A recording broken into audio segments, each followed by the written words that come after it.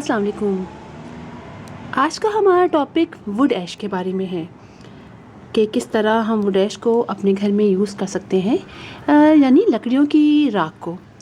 लकड़ियों की राख हमारे प्लांट्स के लिए एक बेहतरीन फर्टिलाइज़र है और इसके अलावा ये हमारे प्लांट्स को फंगस से रोकता है और उसकी ग्रोथ में बहुत, उनके फ्रूट्स में, प्लांट्स की ग्रोथ में बहुत इजाफ़ा करता है।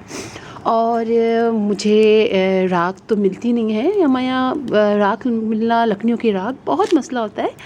तो मैं करती हूँ कि देखिए हमारे घर में बहुत सारी, हमारे गार्डन में ये स्टिक्स निकलती हैं, प्लांट सूख जाते हैं तो उनकी स्टिक्स रह जाती हैं, तो इस तरह उनको मैं करके और उसकी राख तैयार कर लेती हूँ।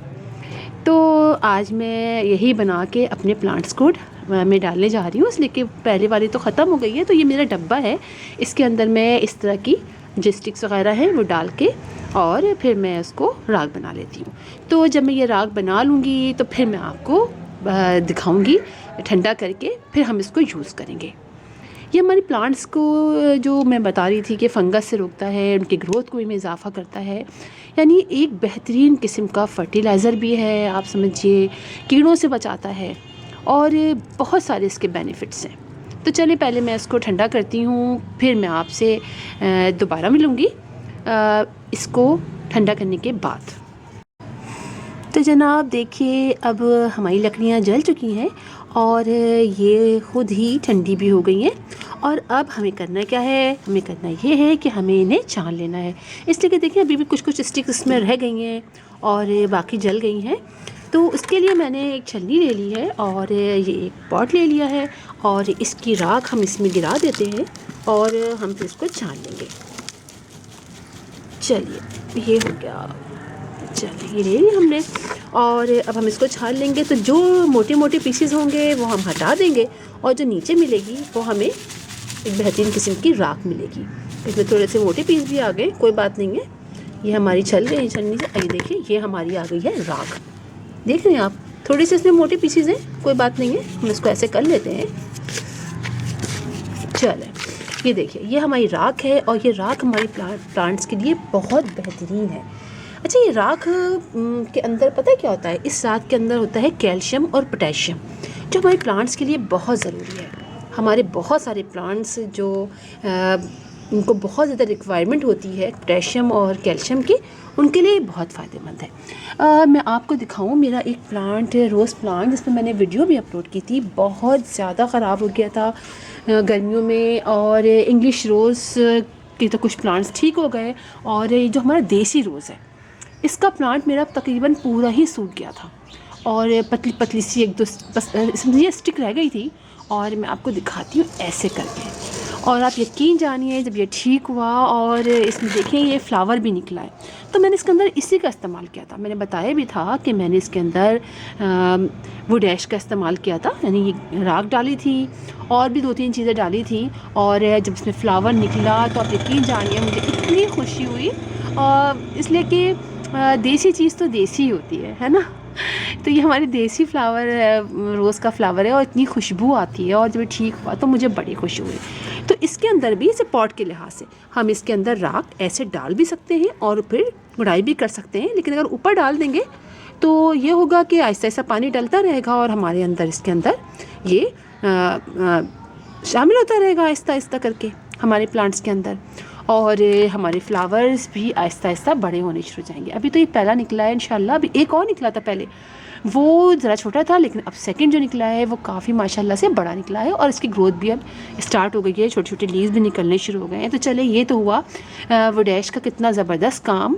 और मैंने सैलमन पाउडर भी डाला था इसके अंदर, मेरी वीडियो में मौजूद है कि हम किस तरह इंग्लिश रोज़ और वगैरह को ख़राब होने से बचाए हैं समर में। तो ये उसी का कारनामा है, ये हमारा प्लांट बच गया है। अच्छा, एक तो ये कि हम अपने हर प्लांट्स के अंदर डाल दें, उससे फ़ायदा ये होता है, एक तो देखें हम जब डालते हैं ना तो हमारी जो सॉइल होती है ना, बाद जगह सॉइल बहुत ही हार्ड होती है, तो ये जो हमारा वुड ऐश है ना, तो ये सॉइल को बहुत सॉफ्ट बनाता है, बहुत अच्छा बनाता है। और प्लांट्स जो होते हैं उनके फ्लावर जो हैं उनके साइज़ बड़े होने शुरू हो जाते हैं, लीव बड़े होने शुरू हो जाते हैं।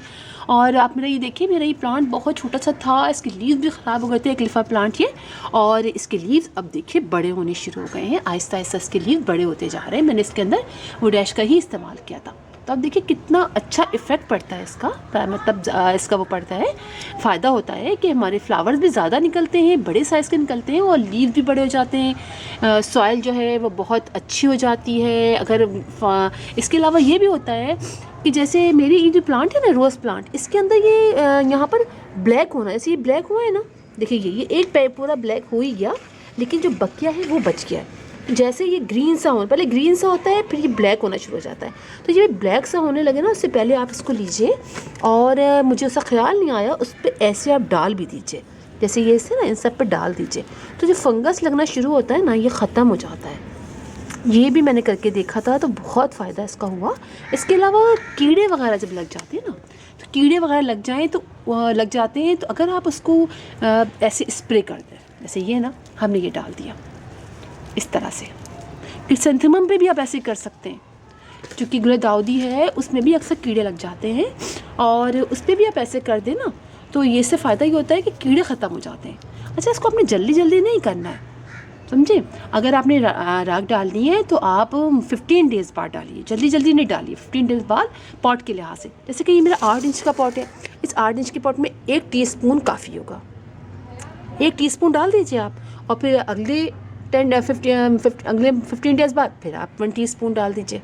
तो पॉट के लिहाज से डालिए, और इसी तरह आप हर 10 डेज़ बाद स्प्रे इस तरह आप इसको स्प्रिंकल कर दीजिए, तो जितने भी इसके अंदर कीड़े वगैरह होंगे वो इससे मर जाते हैं, ख़त्म हो जाते हैं। तो ये बहुत ज़बरदस्त चीज़ है, आप ज़रूर ट्राई कीजिए। और तरीका तो मैंने आपको इतना आसान सा बता दिया है कि आप घर में बनाइए, और देखिए हमारे गार्डन में जो चीज़ होती है, कोई चीज़ भी ख़राब नहीं होती है, हर चीज़ बहुत फ़ायदेमंद होती है। इसी तरह आप अपने जो मनी प्लांट है, जैसे लीव देखिए कितने बड़े बड़े मेरे मनी प्लांट के लीव हो रहे हैं, तो इसके अंदर ये भी मैं डालती हूँ इसके अंदर। अभी तो मैंने इसको धोया नहीं है, इसलिए कि आज कुछ तबीयत नहीं थी, ख़राब थी, नज़ला बहुत हो रहा है, तो मैंने अपने प्लांट्स को आज वॉश भी नहीं किया है।